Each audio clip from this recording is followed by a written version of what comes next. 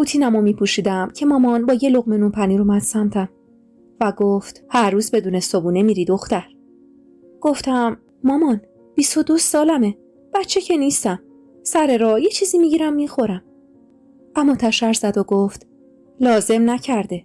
لقمه رو از مامان گرفتم و توی کیفم گذاشتم و آروم پرسیدم مامان بزرگ هنوز خوابه؟ مامان گفت داروهاش خواب آورن، وگرنه اون همیشه بعد نماز بیداره. رفتم سمت پارکینگ که ماشینمو ببرم بیرون. هنوز بیرون نرفته بودم که مامان تماس گرفت و تاکید داشت برا شام دیر نکنم. چشم میگفتم و راه افتادم. پشت چراغ قرمز فکرم درگیر مامان بزرگ بود. اون خیلی این روزا ناراحت بود و بی دلیل فشارش بالا میرفت. اون روز کلافه بودم و نمیتونستم زیاد کار کنم. آخرای ساعت کاری زدم بیرون. دستم روی دستگیره ماشین بود که صدای آشنایی گفت چرا از من فرار میکنی؟ اون وحید بود، پسری که از قصه عاشقی ما 2 سال میگذشت. نخواستم نگاش کنم و گفتم تو شاید فراموش کردی، ولی من مطمئنم که همه چی بین ما تموم شده. دستمو گرفت و به طرف خودش چرخوند و گفت صبر کن، تو نذاشتی من توضیح بدم و خودت هم بریدی و دوختی. چشممو درشت کردم و گفتم بریدم و دوختم به همین سادگی؟ سحر هستم، راوی داستانها. از اینکه تا اینجا رو همراهمون بودین خیلی خوشحالم.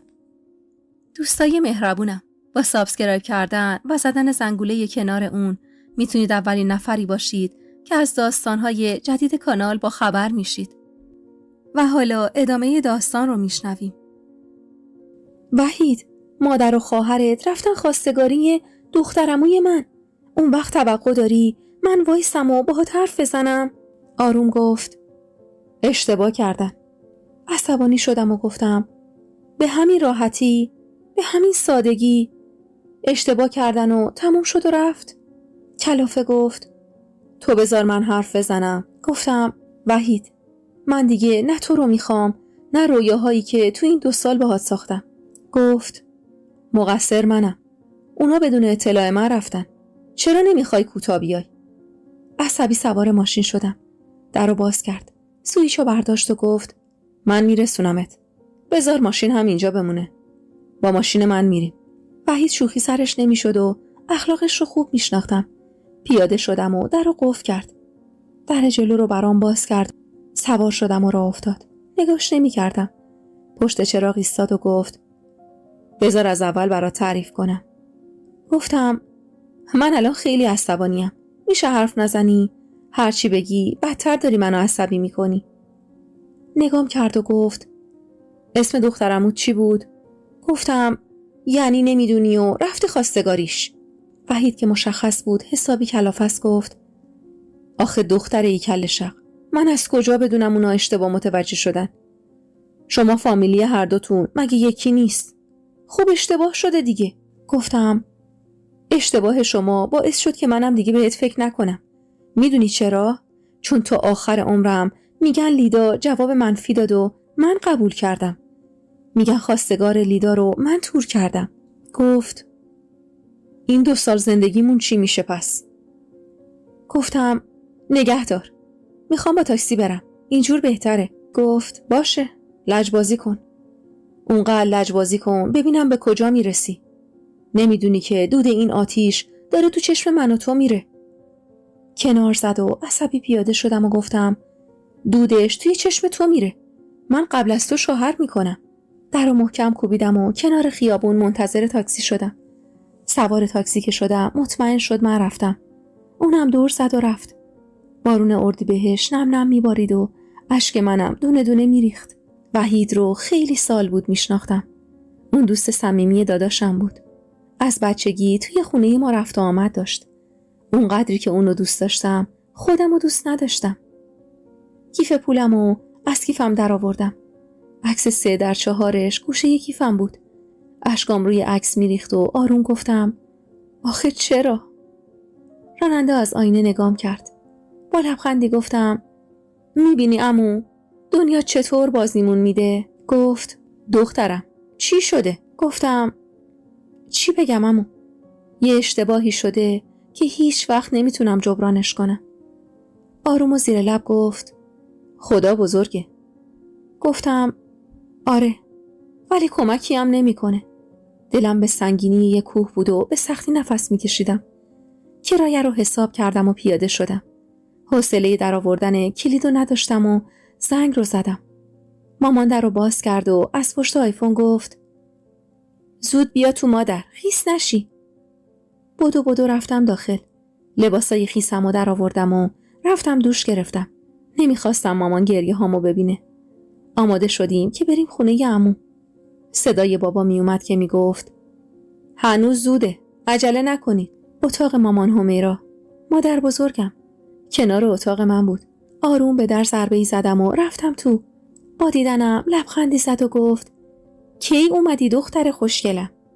رفتم داخل اتاقش و گفتم خوبی مامان همیرا؟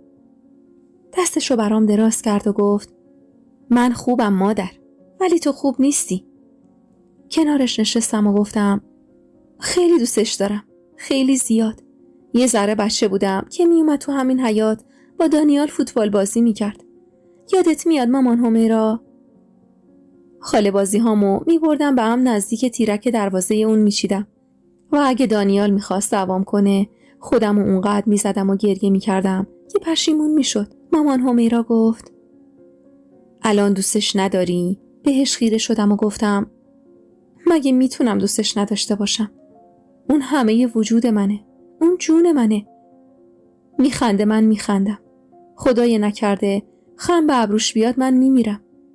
منم که اخلاق گندش رو تحمل میکنم، وگرنه کیه که بتونه با اون کنار بیاد، با اون همه بد اخلاقیاش؟ مامان همیرا گفت خودش چی میگه؟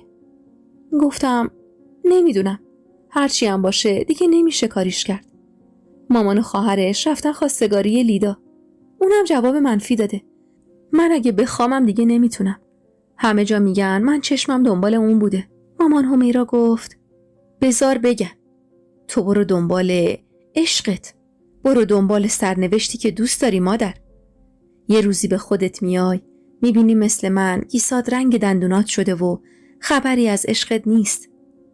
دستم رو روی دستای چروک خوردش گذاشتم و گفتم قرار بود برام بگی. زیر لب گفت سرنوشت تلخم و مادر. گفتم مامان همیرا، شما و آقا جون که خوشبخت بودید، بچه هاتون رو خیلی دوست داشتین، چرا پس اینقدر این روزا دلت گرفته؟ آهی کشید و گفت کاش میشد برگردم عقب، برگردم به روزایی که برای تجربهشون عمرم و حاضرم بدم. با تردید گفتم مامان همیرا، کس دیگه ای رو دوست داشتی؟ تو چشمام نگاه کرد و با لبخندی گفت هم سن تو بودم، باباتو داشتم. پس فکر نکن خیلی پیرم.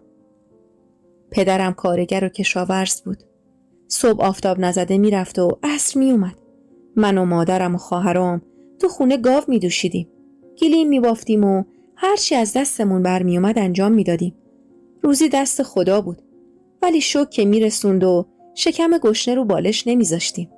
6 تا خواهر بودیم و یه شکم مادرم که نمیدونستیم توش چیه و دختر یا پسر.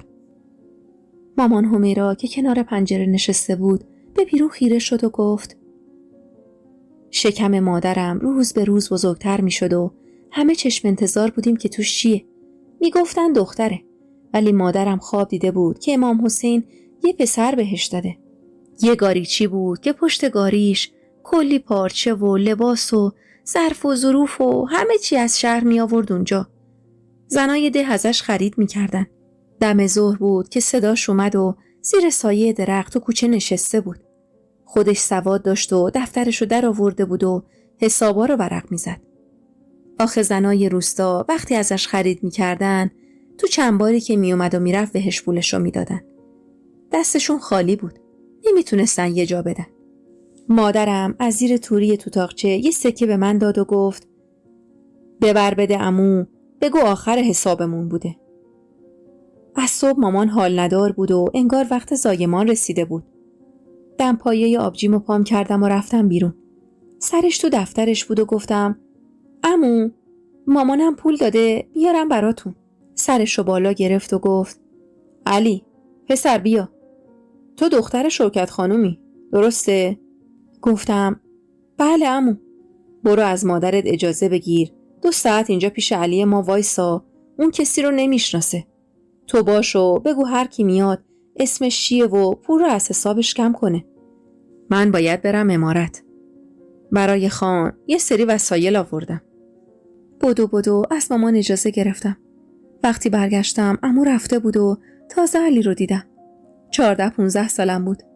قرار بود اون سال که آقام برداشت محصولاتش خوب باشه منو به یکی از خواستگارام شوهر بده.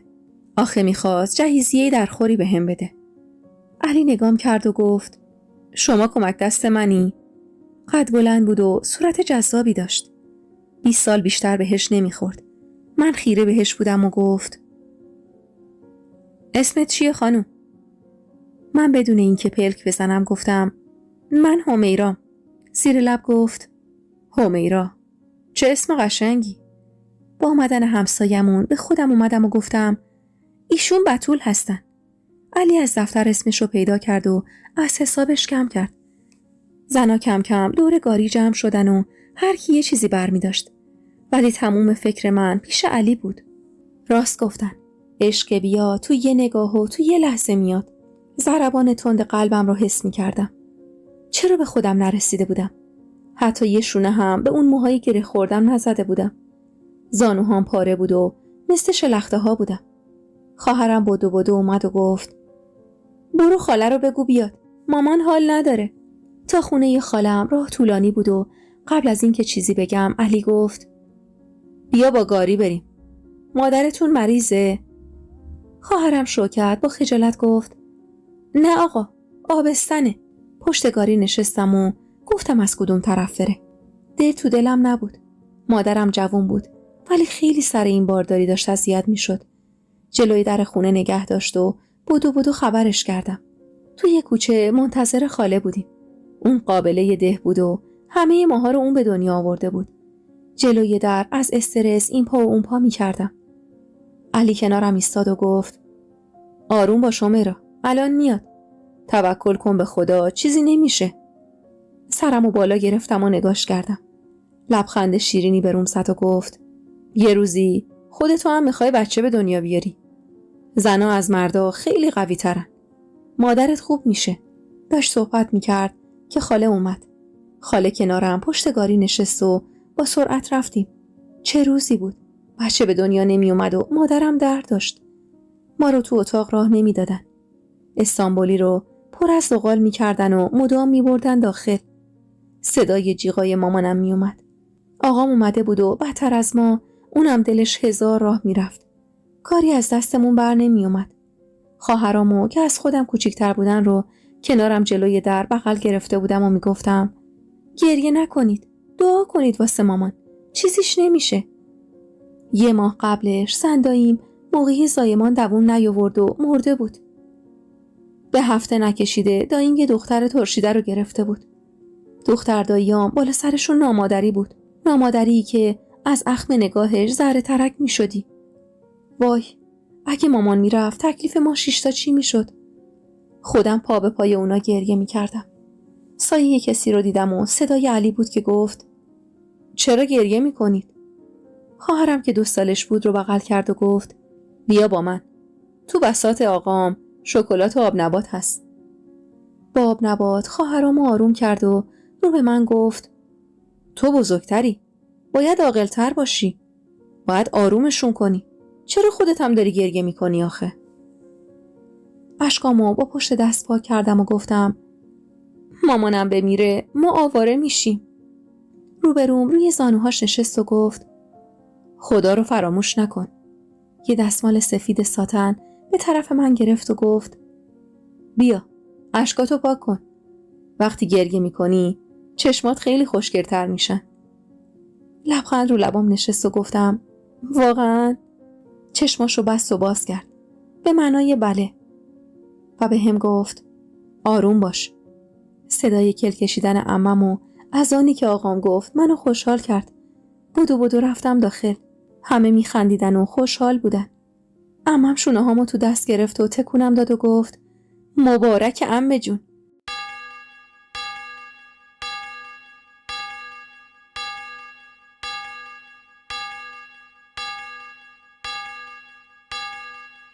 سلام به روی ماه همه شما مهربونای خودم. امیدوارم شب و روزتون در هر کجای دنیا که هستید به خیر و شادی باشه، تندرستیتون برقرار و آرامش دلتون پایدار.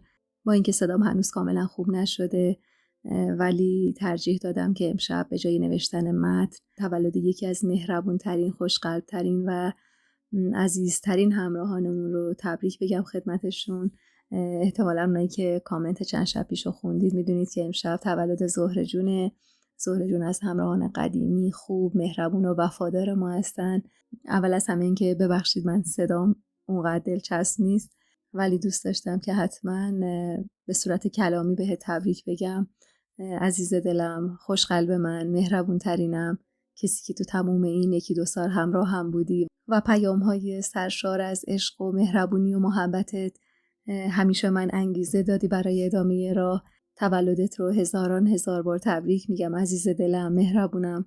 روی ماهت رو میبوسم، خیلی دوستت دارم و میدونم که همه بچه‌های کانال تو رو خیلی دوست دارن چون همیشه حضورت پررنگ بوده و جمع صمیمانه ما جوریه که همه همدیگر رو تقریبا میشناسیم. ما اینجا فقط هم کانالی نیستیم، یه خانواده صمیمی. زهره جونم، میدونم بعضی وقتا حس تنهایی میاد سراغ آدم ولی یادت باشه که تو تنها نیستی. تا وقتی خدا هواتو داره هیچ وقت تنها نمیمونی.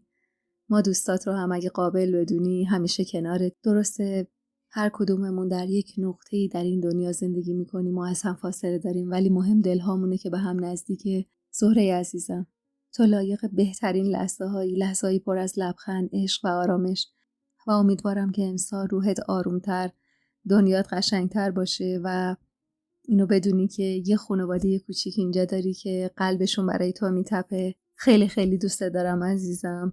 بازم عذرخواهی میکنم از شما و از همه بچهای کانال اگر صدام اونقدر رسا و خوب نیست که شما شنونده اون باشین، ولی خب دوست داشتم که از طریق وایس این تولد تبریک بگم. به افتخار زهره جون هر کجای دنیا که هستید یک کف مرتب بزنید. دوست روی ماه زهره جونم، خیلی خیلی دوست دارم. تو بهترین زهره دنیایی. فدات بشم عزیزم. 2 داداش خدا بهتون داده. چی میشنیدم؟ 2 داداش. با عجله در چوبی اتاقو باز کردم. بوی خون زیر بینیم زد. مامان تو رخت خواب آروم بود و خاله پسرا رو قنداق شده کنارش میذاشت. چقدر ملحفه و دستمال خونی تو اتاق بود. مامان دستشو به طرفم دراز کرد و گفت بیا همیرا جان، خدا 2 برادر بهتون داده. چه حس قشنگی بود برادر داشتن. خواهرام کنارم صف کشیدن و به صورت کوچولو و قرمز رنگشون نگاه میکردیم. عمو دختر داشت و پسر نداشت. یه گوسفند سیاه چاق و چله آورد و زمین زد و گفت همه رو شام نگه دار داداش، آبگوشت بار میذاریم. جلو رفتم و خواستم بغلشون کنم که عمم مانع شد و گفت برو به مهمونا برس، منم برم اگه این عمو نرفته ازش شیرینی بگیرم. با عجله گفتم من میگیرم عمه، شما بمون کمک مادرم کن. از تو لباسیرش یه اسکناس بهم داد و گفت زیاد بخرمه، زیاد. عمم شوهرش زمیندار خام بود و دستش بیشتر از همه به دهنش میرسید. اول رفتم ریخت و قیافمو درست کنم و بعد برگشتم کوچه. علی به در خیره بود و با دیدنم گفت مادرت حالش خوبه؟ لبخندمو که دید خیالش راحت شد. جلو رفتم و گفتم شیرینی میخوام. اسکناس رو روی لباسها گذاشتم و علی از زیر سبدا چند جعبه شیرینی بیرون آورد و گفت چقدر با این پیراهن خوشگل به نظر میای همیرا. نگاهی به خودم کردم. پیراهن سرمه‌ای گلریز تنم بود. اون رو 2 سال بود عمه بهم داده بود و فقط عروسی‌ها تنم میکردم. اگه الانم کسی میپرسید میگفتم به خاطر به دنیا آمدن 2 قلوها تنم کردم. میخواستم شیرینی‌ها رو بردارم که دیدم لابلای وسایل داره میگرده. یه چارقد طلایی از بین وسایل بیرون کشید. بهم داد و گفت آقام نفهمه ها، شیرینی من. به جاده نگاه کرد و گفت فکر کنم آقام شب بیاد، انگار رفته اونجا جا خوش کرده. گفتم خونه ارباب رفته، کیه که بره اونجا و دلش بخواد بیاد اینجا؟ بیا تو حیاط بشین، دارن گلیم پهن میکنن واسه مهمونا. میخوان جیگر کباب کنن و شامم آبگوشت بار بذارن. روسری رو دستم داد و گفت بذار موتور رو بذارم گوشه، روشو بکشم. چقدر حس راحتی و صمیمیت بین ما دوتا ایجاد شده بود. علی اومد داخل و من به همه شیرینی تعارف کردم. کتری چای رو دم کردم و چقدر پذیرایی سخت بود. برادرام رو فرصت نشده بود درست ببینم. عمه مهلت نمیداد. سفره رو پهن کردیم و من مدام حواسم پی علی بود. بعد شام بود که همه رفتن و عمو تازه سر و کلش پیدا شد. یه جوری بود. حال طبیعی نداشت. از پشت دیوار آشپزخونه دیدم که علی کشیدش کنار و گفت از سن و سالت خجالت بکش. باز زهرماری خوردی؟ دست علی رو پس زد و گفت تو چی میگی؟ همونجا روی کیسه های آرد افتاد و صدای خور و پفش می اومد. علی دستی توی موهاش کشید. رفتم سمتش و گفتم چی شده؟ خجالت زده گفت آقام حال نداره. نخواست بگی که مشروب خورده و گفتم اتاق بالا خالیه. برید اونجا بخوابید. بذار آقامو صدا بزنم. به طرف اتاق آقام رفتم. آقام توی مهمون نوازی بی نظیر بود. وقتی دید و فهمید چی شده با کمک علی زیر بغل عمو رو گرفتن و بردن اتاق بالا. براشون رخت خواب پهن کردم و آقام آروم به علی گفت از پدرت بعیده. ازش سنی گذشته. باید الان سر جانماز بخوابه. نه با دهن نجس. علی با تأسف گفت چی بگم که نصف زندگیمون رو با قمار و این کثافتکاریاش به باد داده. مادرم از دستش پیر شده. آقام آهی کشید و گفت خدا بزرگ پسرم. بشین برات چای میاره. گاریت رو هم میارم توی حیاط. آقام رفت و من براش چای بردم. عمو خواب بود. علی لبخندی زد و گفت ممنون، به زحمت افتادی. خجالت میکشید به صورتم نگاه کنه. روسری که بهم داده بود و روی سرم انداخته بودم. اما به قدری ناراحت بود که اصلا متوجه نشد. آروم بلند شدم و گفتم شب بخیر. تو چارچوب در بودم که گفت خیلی بهت میاد. به طرفش نچرخیدم ولی لبخند روی لبام نشست. پله ها رو تون پایین رفتم. نفسم بالا نمی اومد. همه خواب بودن و همه جا رو مرتب کردم و بعد خوابیدم. خالم خونه ما مونده بود و مراقب دوقلوها بود. آفتاب بالا اومده بود و تو اتاق بزرگ سفره صبحونه انداختیم. عمه نون پخته بود و برامون فرستاده بود. شیر رو داغ کردم و سفره رو از پنیر و کره و سرشیر محلی پر کردم. آروم رفتم بالای سر دوقلوها. چقدر کوچولو بودن. اشکم در می اومد وقتی نگاهشون می کردم. چقدر دوستشون داشتم. کنارشون نشستم و با انگشت صورت کوچیکشون رو نوازش کردم. خاله تو جا نشست و گفت میرم واسه مادرت کاچی بپزم. گفتم من میپزم خاله، شما مراقب مامانم باش. علی توی حیاط صورتش رو میشست. باد خنکی میوزید. تا چرخید و منو دید که وایسادم و نگاش میکنم خندید و گفت صبح بخیر. آروم دستم رو روی بینیم گذاشتم و گفتم صبح بخیر، بچه ها خوابن. ابروشو بالا داد و گفت باشه، حواسم هست. دیشبم خیلی راحت خوابیدم. ممنون. به اتاق بزرگ اشاره کردم و گفتم اونجا سفره پهنه. تا آقاتم بیاری من چایی میارم. حواسم نبود که داره دنبالم میاد. وارد مطبخ که شدم گفت چقدر تو سر پایی؟ مدام کار میکنی. چرا؟ ترسیدم و به طرف چرخیدم و گفتم دنبال من اومدی؟ گفت آره، خواستم خودم چای رو ببرم. گفتم مگه میشه؟ شما مهمون مایی. سرم پایین بود و آروم گفت کاش همیشه مهمون تو باشم. قند تو دلم آب شد ولی خودم رو به نشنیدن زدم. صبونه که خوردن و برای رفتن آماده شدن انگار تموم غمای دنیا رو روی شونه های من گذاشته بودن. نمیتونستم حرفی بزنم. فقط از پشت پرده رفتنشون رو نگاه کردم. کلی از آقام تشکر کردن و راهی شدن. دم رفتن علی خیلی اینور و اونور رو نگاه کرد. ولی من بیرون نرفتم چون نمیخواستم باهاش خداحافظی کنم. از خداحافظی همیشه بیزار بودم. من تازه اونو پیدا کرده بودم. مامان دیگه میتونست بشینه و ما همه انتظار لحظه ای رو میکشیدیم که خاله بخواد قنداق اون دوتا رو عوض کنه. مامان جای دوقلوها رو با کمک خاله عوض کرد. خاله با لبخندی به هم گفت انشالله تو هم سال دیگه یه بچه بغلت داری. از خجالت گوشه روسری رو توی دهنم گذاشتم و گفتم نگو خاله. خالم گفت چرا نگم؟ برات پیغام دادن، پسر خوبیه. حالا فرصت کنم به آقات باید بگم. به خاله نگاه کردم. لبخند رو لبام ماسید و گفتم نه خاله، نمیخوام شوهر کنم. تو رو خدا به آقام نگو. خاله با خنده گفت چه پررو هم هست. ببین تو رو خدا، میخوای دبه ترشی بندازیمت؟ چیزی به ذهنم نرسید و به دوقلوها اشاره کردم و گفتم خاله، امسال مادرم دستنها نمیتونه از پس این دوتا و کارای خونه بر بیاد.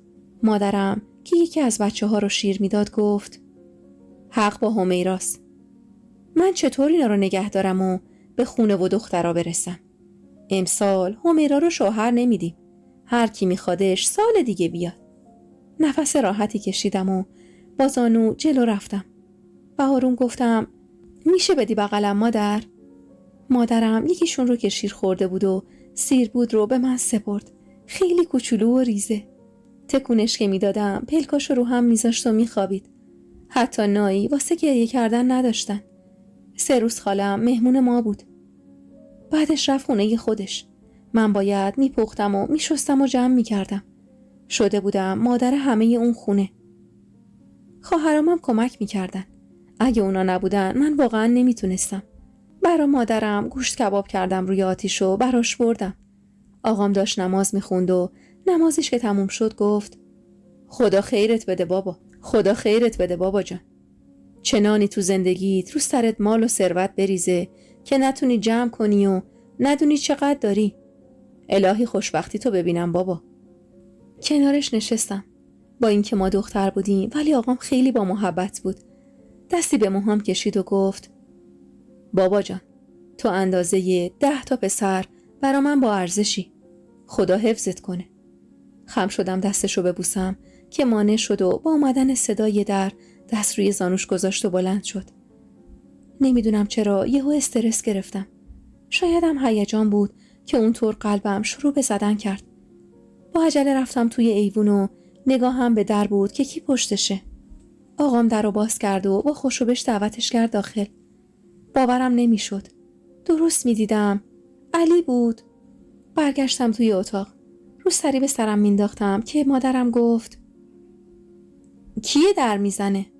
با خنده گفتم علی اومده. اصلا حواسم به خودم نبود. مامان چشماشو ریز کرد و گفت علی کیه؟ تازه فهمیدم چقدر بی‌فکر حرف زدم. گفتم پسر عمو گاریچی. اونو میگم. لابد برامون نخ آورده. بهش سفارش داده بودم. مادرم گفت آهان همیرا، آخه وقت میکنی الان گیلیم به بافی.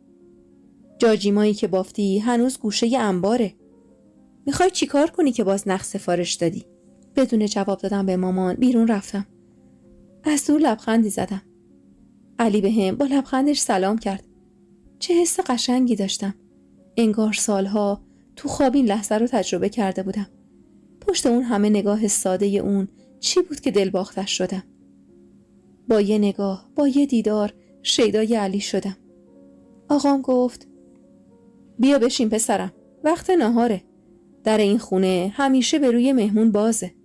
علی با متانتی که داشت گفت نه عمو، مزاحم نمیشم. اومدم نخ آوردم واسه دخترتون. بابا به طرف اتاق اومد و گفت ناهار بمون بعد برو. من سر نماز بودم. جا نمازم بازه. بیا یه نفسی تازه کن پسر. بابا که رفت داخل جلو رفتم و پاهم قدرت گرفت. روبروش ایستادم. هر دو خجالت میکشیدیم حرف بزنیم. یه بسته نخ قالی آورده بود و با لکنت گفت رنگاش سلیقه منه. میخوام برا من ببافی.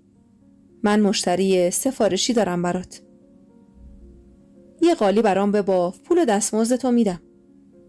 سرمو پایین انداختم. قدرت نگاه کردن تو چشماشو نداشتم و گفتم مگه من حرفی از دستمزد زدم؟ آروم گفت میشه سرتو بالا بگیری؟ بذاری نگات کنم؟ دلم هوری ریخت. علی که حرف میزد انگار جون تازه به من میداد. به اتاق مهمون اشاره کردم و گفتم آقام نمیذاره نهار نخورده بری. به طرف حوض آب رفت و گفت بذار برم به دست و صورتم یه آبی بزنم.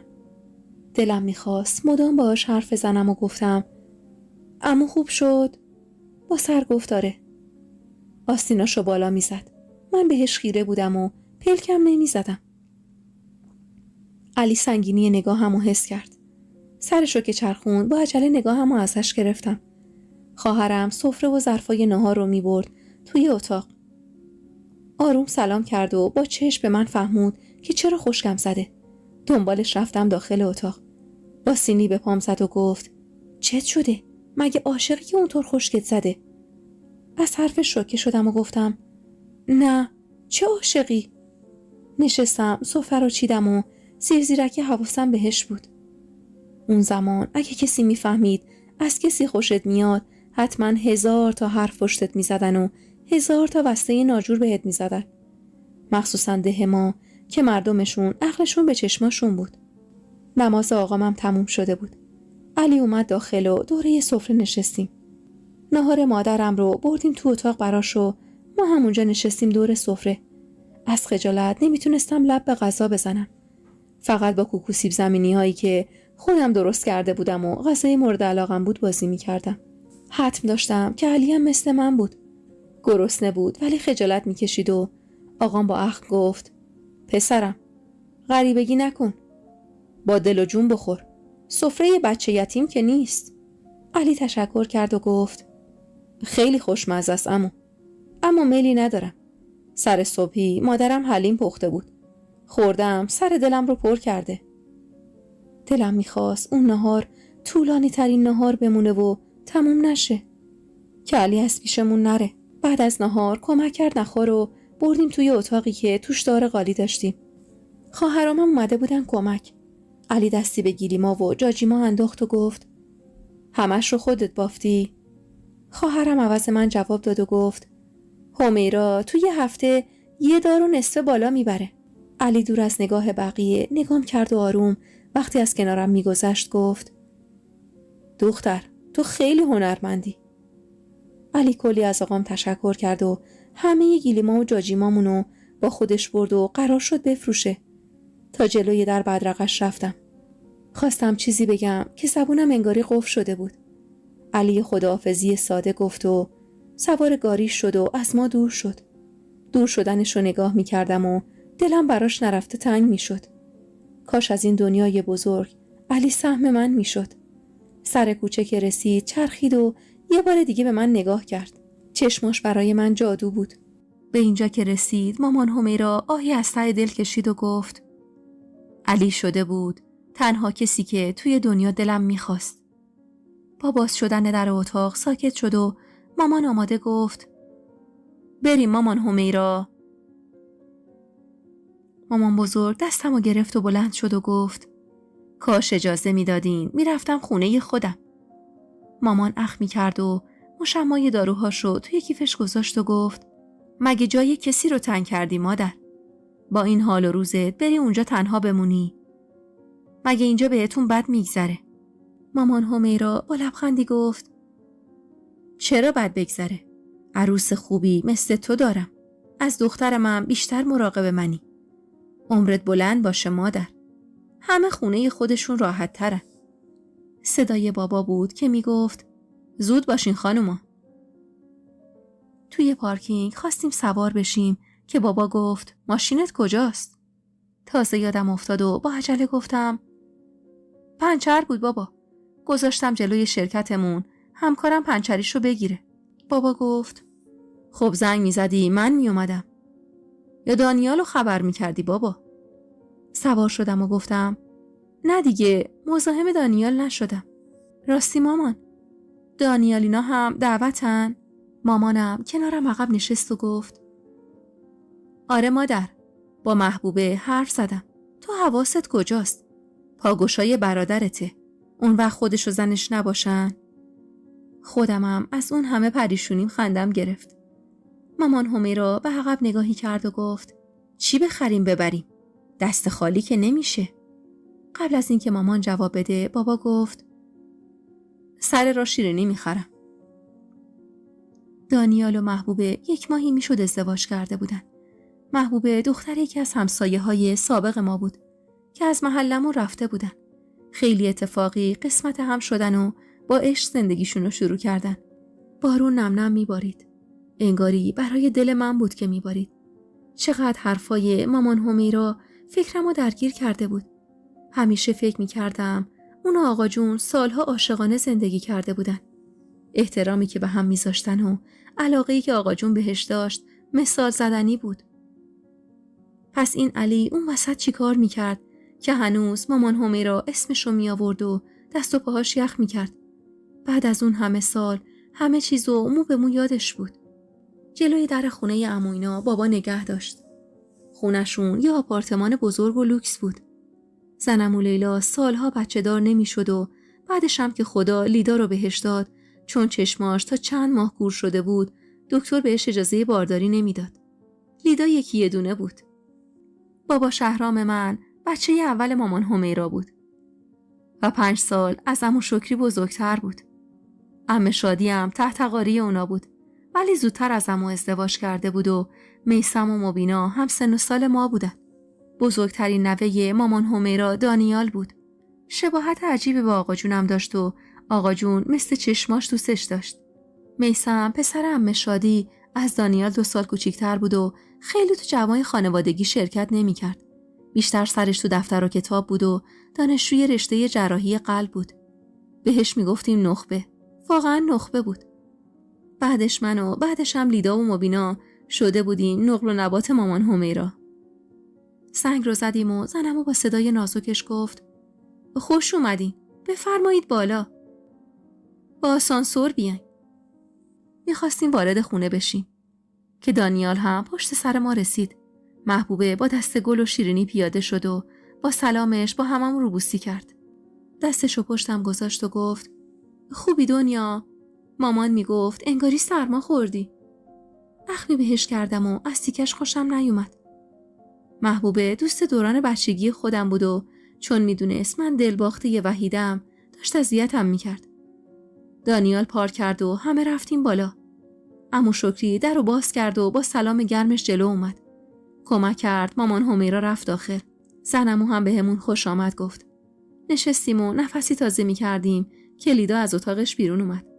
موهای فرفریشو که به مامانش رفته بود رو دورش ریخته بود و با شومیز و دامن بلندش از دور گفت به به ببین کیا اومدن.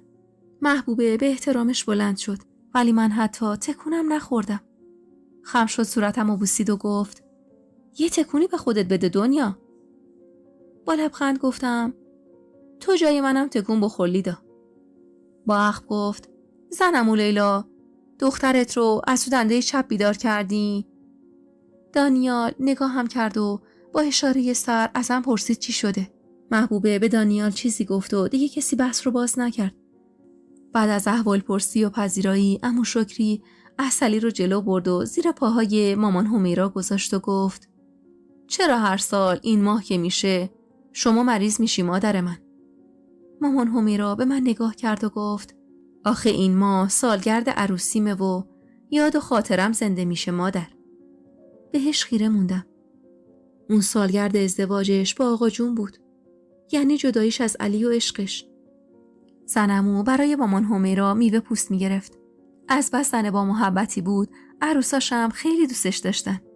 زنمو با لبخندی گفت دانیال جان خبر داری رفیقت اومده خواستگاری لیدا؟ با حرف زنمو قلبم محکم شروع به تپیدن کرد. دانیال سیبشو تو پیش دستی گذاشت و با صورت متعجب پرسید رفیقم کیه؟ زنمو ابروشو بالا برد و گفت تو نمیدونی؟ اون که از برادرت بیشتر بهت نزدیکه. والا ما روزی نبوده اونو کنارت نبینیم. وحیدو میگم دیگه. دانیال به ما تک تک نگاهی انداخت و گفت خبر نداشتم.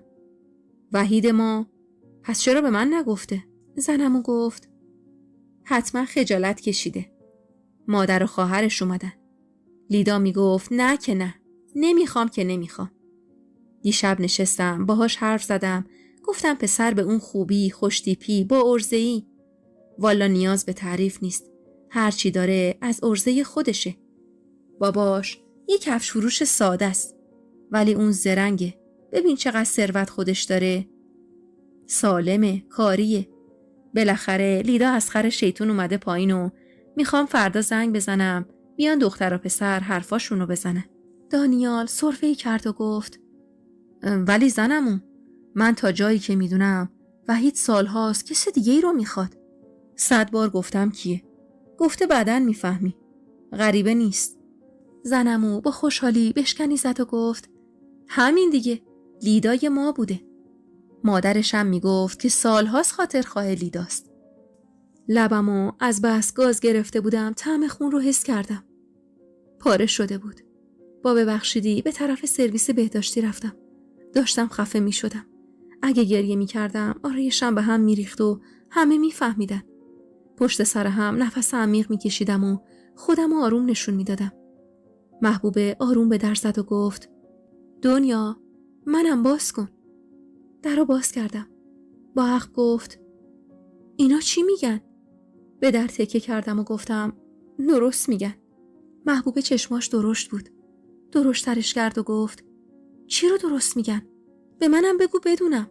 گفتم چی بگم آخه؟ وحید به مادرش گفته منو میخواد. اونو اشتباهی یا حالا واقعی من نمیدونم. اومدن خواستگاری لیدا. محبوب لبش رو گزید و گفت خاک تو سرم. حالا چی میشه؟ گفتم هیچی دیگه. عروسی میکنن، خوشبخت میشن. گفت زبونتو گاز بگیر دیوونه.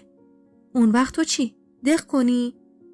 گفتم نه، منم زن نخبمون میشم. از ایرانم میرم. خندش گرفت و گفت آره، تو هم از وحیدت گذشتی. یه ذره بچه بودیم، با قابلمه و قاشق چنگال بازی میکردیم. تو اون موقع تو خاله بازی باید اسم شوهرت وحید بود. اون وقت الان ازش بگذری؟ یادت دنیا منو مجبور میکردی تا کجا باهات بیام که وحیدو ببینی؟ چقدر از مامانمون سر این بیخبر رفتنمون کتک خورده بودیم. به بازوم زد و گفت همش هم تقصیر تو بود با اون عشق بچگیت. ما دستامونم نمیتونستیم از هم تشخیص بدیم. خانم عاشق وحید شده بود واسه من. دهنمو کج کردم و گفتم چه میدونم، حالا دیگه زن یکی دیگه میشم. نفس عمیقی کشیدم و گفتم محبوبه، کاش هنوزم بچه بودیم. همون بچگی خیلی بهتر بود. محبوبه گفت بیا جلو اینا خودتو نباز. شب میام خونتون میمونم. یه فکری میکنیم. میخوای به دانیال بگیم؟ گفتم نه تو رو خدا، من نمیخوام دانیال بدونه. گفت خجالت میکشی بفهمه، مخ دوستشو زدی؟ وای دنیا، یه روز بشین کامل برام تعریف کن چطور بهش فهموندی دوستش داری. هرچند آدم کورم بود از این همه عشق تو میفهمید. نگاش که میکنی از نگاه دوست دارم میریزه، از نگاه اونم همینطور. زنم و صدامون زد و برگشتیم پیششون. بلند بلند میخندیدیم. لیدا ابروشو بالا داد و گفت چه عجب، این دنیا خندید. کنارش نشستم. از من کوتاه‌تر بود و پاهای توپلی داشت. قشنگ بود. به مادرش رفته بود. یه دختر ناز پرورده بود و حسابی حساس و مرتب بود. خیلی دوست داشتم زن دانیال بشه و آقا جونم چند باری پیشنهاد داده بود. ولی دانیال قبول نکرد. با صدای اومدن خانواده عمه دیگه جمعمون تکمیل شد. عمه شادی مثل اسمش پر از انرژی بود. اول اومد و مامان همیرا رو محکم بوسید و گفت دورت بگردم. امروز به من گفتن مریض احوال بودی. مامان همیرا دستی به صورت عمه کشید و گفت من گفتم نگرانت نکنن. به خدا من خوبم. این شهرام و شکری دارن بزرگش میکنن. پیرم دیگه، جوون که نیستم. دلم از حرفش گرفت. من خبر از دل سوختش داشتم. بی صبرانه انتظار میکشیدم تنها بشیم و بازم برام بگه. صدای گوشیم از تو کیفم میومد. محبوبه اشاره کرد که وحیده. از اینکه زنگ نزده بود نگران بودم. و از طرفیم دلم نمیخواست زنگ بزنه. گوشی رو برداشتم و رفتم توی بالکن. یکم به اسمش خیره شدم. توی گوشیم به اسم دار و ندارم ذخیرش کرده بودم. اشک بالاخره از روی گونم غلتید و طاقت نیورد. جواب دادم و گفتم بله. اونقدر صدام سرد بود که خودم هم حسش کردم. وحید گفت قبلا میگفتی جانم. دلم فرو میریخت وقتی حرف میزد. چقدر مگه میشد عاشق یکی بود. اون از بچگی مرد زندگی من بود. صدامو صاف کردم و گفتم کاری داری؟ گفت کجایی؟ چراغ اتاقت خاموشه. گفتم خونه نامزدت شام دعوتیم. پاگوشایی دانیاله. با تعجب گفت خونه نامزدم؟ دنیا نمیخوای بس کنی؟ تمومش کن دیگه. گفتم چی رو بس کنم؟ چی رو تموم کنم؟ فردا میخوان باهات قرار بذارن برا دیدار هم. اون وقت تو داری هنوزم میگی بس کن؟ وحید کلافه گفت داری بچگونه رفتار میکنی. یه بار گفتم اشتباه شده. من اسم و فامیل دقیق نداده بودم. فقط به مادرم گفتم دختر فلانیا رو میخوام. من از کجا باید میدونستم خواهر شوهر خواهرم تو ساختمان اون عمو شکریت میشینه و میگه همین دختر است. روم نشد به مامانم بگم خواهر دانیال. ترسیدم پیش خودشون بگن یا عمر اومدم و نون و نمک شما رو خوردم و این همه سال چشمم دنبال ناموسشون بوده. عصبی گفتم ناموسشون؟ وحید خجالت بکش. از روزی که تونستم برم مدرسه فقط منتظر بودم تا بتونم بنویسم وحید. آرزوهای کوچیک من تو بودی. تا امروز که آرزوی بزرگم هم شدی. اون وقت تو خجالت میکشیدی؟ وحید کلافه گفت دنیا دیوونم کردی. صبح میبینمت. ماشینتو جلو درتون پارک کردم. سویچ انداختم تو حیاط. ماشین نیار. صبح میام سر کوچه دنبالت. گفتم من باهات حرفی ندارم وحید. گفت صبح منتظرتم و قطع کرد. عادت داشت به بد اخلاق بودن. کلاً معروف بود به یک کلام حرف زدن و کل شق بودنش. مادرش لیدا رو پسندیده بود. مهمونی برای من اصلا خوب نبود. حرف خواستگاری لیدا که وسط کشیده میشد حالت تهوع میگرفتم. زنمو براشون سنگ تموم گذاشته بود و اونقدر قشنگ پذیرایی کرد که همه انگوش به دهن موندن.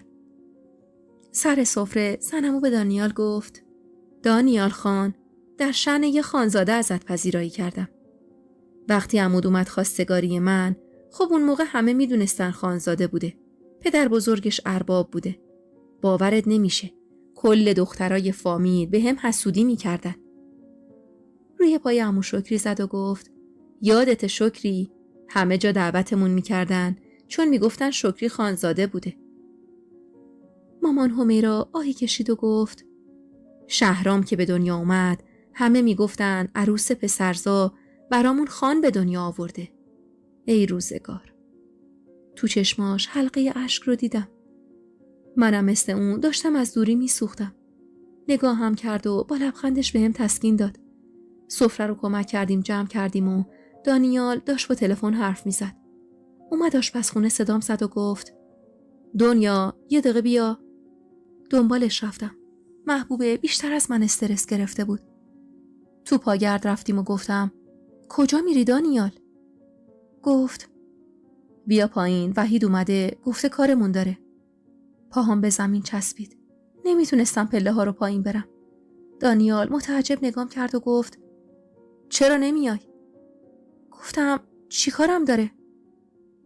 گفت لابد در مورد لیداست دیگه. من چه میدونم پایینه. زنگ زد گفت تو هم بیای کارمون داره. گلوش اینجا گیر کرده به من نگفته. حالا میخواد بگه. آب دهنمو به زور قورت دادم و دنبالش رفتم. دکمه های مانتوم رو نبستم و از استرس با هم میلرزید. اون کله شق بود. چی تو سرش بود؟ جلوی در رسیدیم و از ماشینش پیاده شد. از دور نگام میکرد. اولین بار بود جلوی دانیال مستقیم نگام میکرد. دانیال دستشو فشرد و گفت عاشق شدی و قایم کردی؟ دختر عموی منو میخواستی به خودم میگفتی برات میگرفتم. بی مقدمه گفت نه دانیال لیدا رو نمیخوام. دانیال چشماش گرد شد و گفت وا چی میگی؟ به من نگاهی کرد و گفت دنیا رو میخوام دانیال. از اولم میخواستمش. جرأت نداشتم بهش بگم. ولی اون از 100 تا مرد دل و جرأت دارتر بود. وحید ادامه داد و گفت همون زمانی که با شیرین قرار داشتم سوار ماشینم شد. داشتم دور میزدم که دنیا جلو رو همو گرفت. 2 سال پیش بود. از ماشینش پیاده شد. اومد در شاگردو باز کرد و شیرینو انداخت پایین. نشست تو ماشین، سویشو برداشت و در رو قفل کرد. بعدم به طرفم چرخید. تو چشماش خون میبارید. از شدت عصبانیت تون نفس میکشید و به هم گفت تو کوری؟ تعجب کردم و گفتم نه. گفت نمیفهمی. گفتم چی رو؟ گفت مگه آدم نیستی؟ گفتم چی شده دنیا خانم؟ شروع کرد به گریه کردن و به هم گفت نمیبینی، نمیفهمی. دارم میمیرم از دوست داشتن تو. دارم میمیرم اون وقت اونقدر راحت هر کی که سر راحت میرسه رو باهاش دوست میشی. محکم کوبی تو سینم و گفت مگه دل بی صاحب تو کاروان سراست؟ تو داری منو زجرکشم میکنی. دوست دارم و نمیتونی بفهمی. دانیال، من دهنم باز مونده بود. دنیا منو دوست داشت. دنیایی که خانومیش زبون زده همه بود. دنیایی که جرئت نمیکردم تو صورتش نگاه کنم. دهنم باز مونده بود. چون تا اون روز 10 تا دختر توی زندگی من اومده بودن و رفته بودن. برق نگاه‌های دنیا اما با همشون فرق داشت. اون انگار شهاب سنگ بود که وقتی بهت میخورد نابودت میکرد. تون نفس میکشید. مثل همون روزای بچگی که دنبالش میکردی بره خونه و اون از دستت فرار میکرد. دانیال، این دنیا مال منه. از رود شرمندم ولی دوستش دارم. بیشتر از هر نفسی که میکشم. بیشتر از هر روزی که زندم. ولی اشتباه شد. مادر و خواهرم اشتباه کردن. جبرانش میکنم. فقط زمان میخوام. محبوبه اومد پیشمون. گیج بود و گفت چی شده؟ چرا اینجایید؟ به پنجره اشاره کرد و صنمو پشتش بود. دانیال دست تو موهاش کشید و گفت خدایا چی میشنوم؟ دور خودش میچرخید. وحید به هم خیره شد و گفت دیدی اونقدر دوست داشتنت به هم جرأت داده که بتونم به دانیال بگم. دانیال پشت به همون به طرف داخل رفت و گفت محبوبه بیای داخل هر دوتون. اسممو به زبون نیورد. چه واکنشی داشت؟ هر دو متعجب نگاهش کردیم. وحید صداش زد و گفت دانیال. دانیال نچرخید و به رفتنش ادامه داد. محبوب دلخور شد و گفت چرا الان گفتی وحید؟ دلم داشت میترکید. چه استرسی رو داشتم تحمل میکردم. وحید آروم انگشتامو فشرد و بدون اینکه محبوب متوجه بشه گرمای دستش آرومم کرد و گفت برید داخل. فردا باهاش حرف میزنم. دلم قرص میشد وقتی دستمو میگرفت. محبوبه دستمو کشید و از رو اجبار رفتیم بالا. رو پله ها محبوبه گفت خدا میدونه امشب چی میخواد بشه. گفتم بذار هر چی میشه بشه. محبوبه بالاخره باید میفهمید. اون برادر منه. دشمنم که نیست. محبوبه گفت ولی آخه وحید واجب بود الان بیاد. گفتم محبوبه همه چی رو گفت. این که چطور بهش گفتم دوستش دارم. اصلا خلاصه نکرد. همه چی رو مو به مو گفت. دیگه یه باره میگفت چطوری لپشم بوسیدم. همینو فقط نگفت. محبوب لبش رو گزید و گفت آره والا. میگفت دانیال اول خودشو میکشت. وارد خونه عمو شکری که شدیم صنمو با لبخندی به دانیال گفت دلش طاقت نیورده بود اومده بود اینجا. چی میگفت؟ دانیال روی مبل نشست و همونطوری که به من نگاه میکرد گفت در مورد ماشینش بود. میخواد عوضش کنه. جایی نشستم که مسیر نگاه دانیال نباشه و دانیال ادامه داد وحید رو ماشین خیلی حساسه. خواست من باهاش برم. لیدا دل تو دلش نبود و پرسید پس چرا با دنیا رفتیم پایین؟ محبوبه به داد دانیال رسید و گفت لیدا جان میشه با هم بیای اتاق؟ یه چیزی نیاز دارم. جوری به لیدا اشاره کرد که انگار ماهیانه شده و خواست حواسش رو پرت کنه. مامان همیرا از نگاه‌های پر از استرس من فهمید که دلم داره میجوشه. همزمان زنمو با یه سینی پر از گل و کلی اسکناس و یه علنگوی طلا وسطش اومد.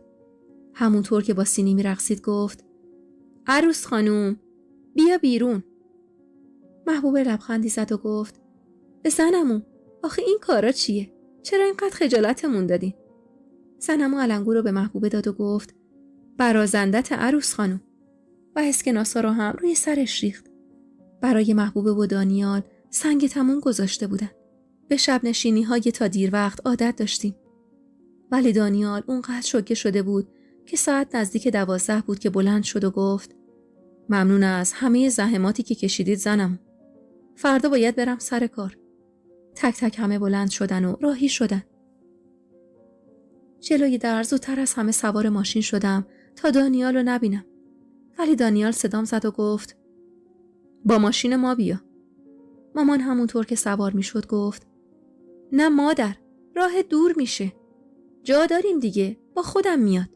اما دانیال گفت: نه، اون سمتا کار دارم، دنیا رو ما میاریم. مامان تعجب کرد. از اصرار دانیال و من به ناچار پیاده شدم و عقب ماشینش نشستم. محبوبه از جلو به طرفم چرخید و گفت: معلومه عصبیه، خدا رحم کنه. گفتم: دیگه هرچی هم بشه مهم نیست. برا من وحید مهم بود که اومد و نخواست ازش دور بشم. دانیال پشت فرمون نشست و همونطور که راه میافتاد گفت: دنیا، میشنوم.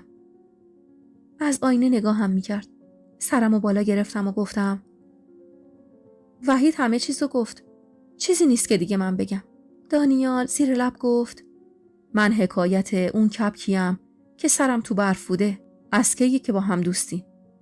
شدی دوست دختر رفیق من. وای از تو دنیا، وای به اون وحید.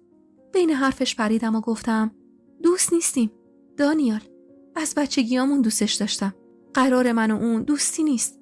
اگه مادر و خواهرش اشتباه نرفته بودن خونه عمو شکری، الان ما نامزد بودیم. دانیال گفت: دنیا، دیگه کیا میدونن؟ گفتم: هیچی، فقط محبوبه میدونه و مامان همیرا.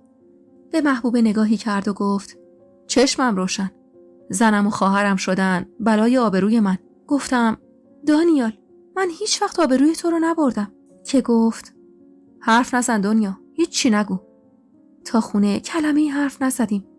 منو که پیاده کرد با سرعت رفت. ماشینم جلوی در پارک بود و روی صندلیش یه دسته گل گذاشته بود. دلم براش تنگ شد. صورتش رو توی ذهنم تجسم می‌کردم. لباسامو عوض کردم و رفتم پیش مامان همیرا بخوابم. داروهاشو خورده بود و خواب بود. به عکس وحید توی گوشیم نگاه کردم و کنار مامان همیرا خوابم برد. برعکس هر روز وقتی پا شدم صبحونه خوردم و رفتم سر کار. سحر هستم، راوی داستان‌ها. از اینکه تا اینجا رو همراهمون بودین خیلی خوشحالم. دوستای مهربونم، با سابسکرایب کردن و زدن زنگوله کنار اون میتونید اولین نفری باشید که از داستان‌های جدید کانال خودتون با خبر میشید. و حالا ادامه داستان. کفشامو میپوشیدم که مامان گفت: با ماشین نمیری؟ گفتم: نه مامان، امروز کار دارم. گفت: دنیا، میگم دیشب دانیال یه جوری نبود. به نظرت با محبوبه حرفشون شده بود؟ گفتم: نه مامان، اون با محبوبه هیچ وقت حرفش نمیشه. از من دلخور بود. بعدن در موردش حرف میزنیم. مامان گفت: عصر اومدی، ما نیستیم مادر.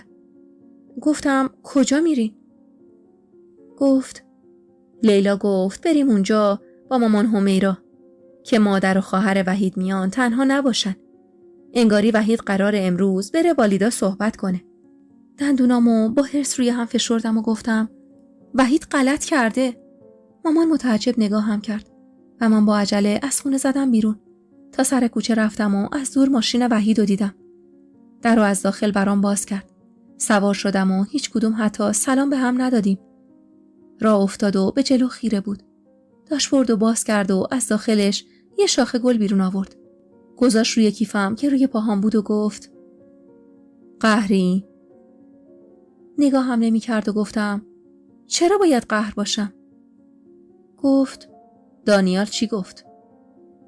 گفتم هیچی نگفت. فقط نگاش 1000 تا حرف بود وحید. دستش روی دستم گذاشت. نگام کرد و گفت دلم برات دیشب یهویی خیلی تنگ شد.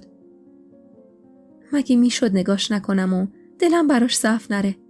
لبخند زدم و گفتم دل منم برات تنگ میشه. کنارم هم که هستی دلتنگتم وحید. وحید گفت به مامانم گفتم اشتباه شده. تا از زنگ میزنه و بزنم و توضیح میده.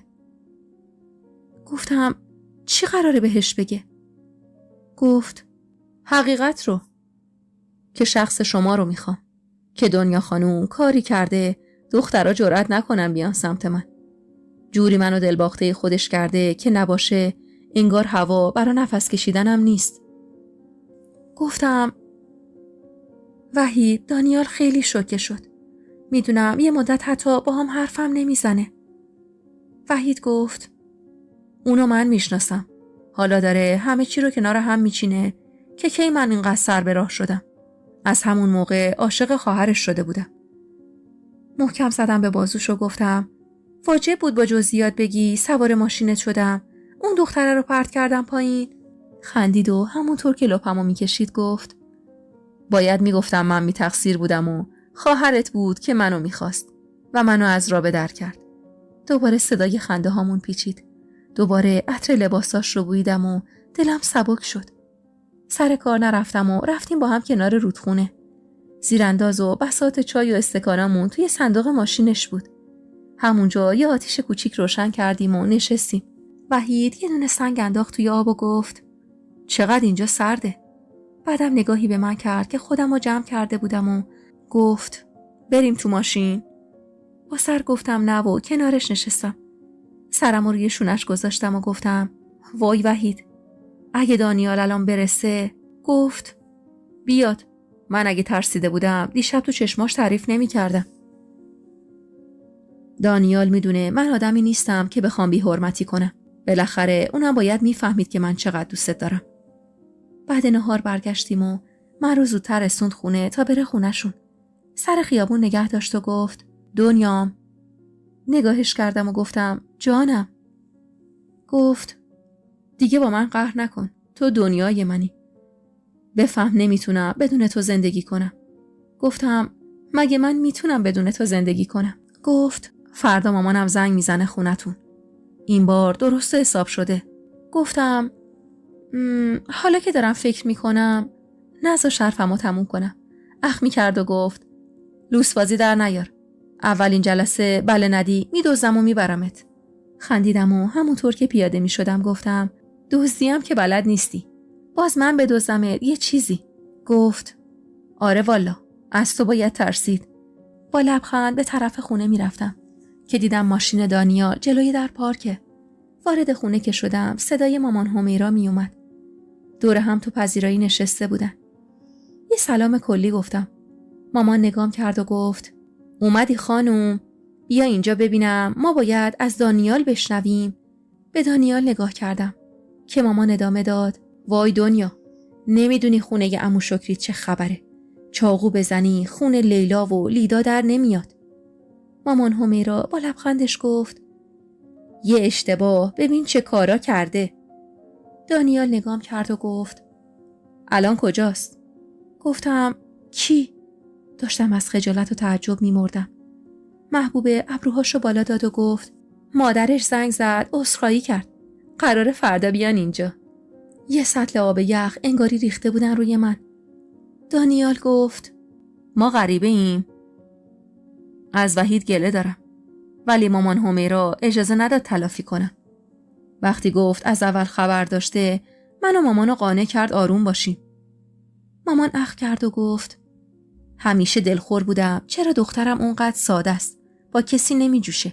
نگو خانوم وحیدو داشته. وای که تو چقدر مرموز بودی دختر. این همه سال وحید سر سفره ما میشست و ما نفهمیده بودیم دختر ما رو میخواد. محبوبه با شیطنتی که همیشه داشت گفت مامان اون دختر شما رو نمیخواست، دختر شما اونو میخواست. این دنیا بوده که اونو مجبور کرده دوستش داشته باشه. از اون آرامش دانیال حس آرامش میگرفتم. نشستم و گفتم مامان جان، من شرمندم. میدونم کار من اون قدری اشتباهه که نشه توجیهش کرد. ولی دست خودم نبود. خجالت کشیدم جلوی دانیال ادامه بدم و دانیال گفت اشتباه تو قابل جبران نیست. درسته الان آرومم، ولی نمیتونم شما دوتا رو ببخشم. مخصوصا وحید رو. من بیشتر از چشمام به اون اعتماد داشتم. زیر لب گفتم داداش، وحید قابل اعتماده. اون درست ترین پسریه که توی عمرم دیدم. گفت میدیدم که خیلی وقت به هیچ دختری محل نمیذاره. اصلا باورم نمیشه. دیشب به قدری عصبی بودم که اگه میدیدمش حتما دوامون میشد. گفتم پس بهتر که ندیدیش. صدای زنگ در خونه که پشت سر هم زده میشد هممون رو نگران کرد. دانیال به طرف آیفون رفت و در رو زد و رو به ما گفت زنمو لیلاست.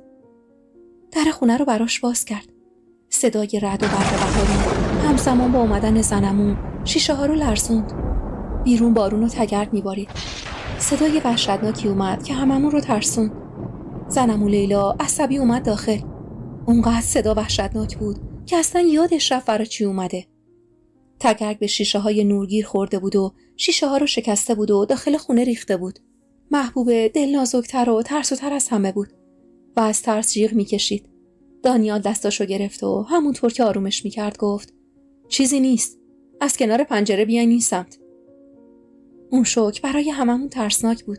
هنوز آروم نشده بودیم که زنمو گفت چه خبره اینجا؟ خونه ما همه ناراحتن. شما چطور اینجا اینقدر راحت نشستین؟ مامان شیشه خورده ها رو جمع میکرد و گفت چی شده لیلا؟ گفت قراره چی بشه؟ مادر وحید زنگ میزنه میگه اشتباه شده. زنگ زدم به خود وحید که این کارا چه معنی داره.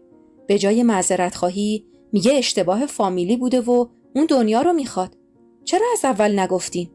خواستین با احساسات لیدا بازی کنین؟ شما که میدونین لیدا چقدر حساسه.